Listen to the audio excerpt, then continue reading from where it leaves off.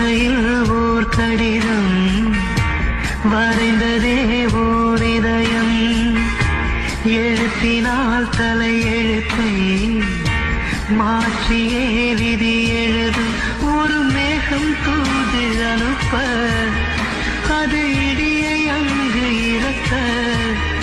இது திட்டம் போட்டு செய்த செயலில்லை விதி வட்டம் தாண்டி வர வழியில்லை விதி வட்டம் தாண்டி வர வழியில்லை வழியில்லை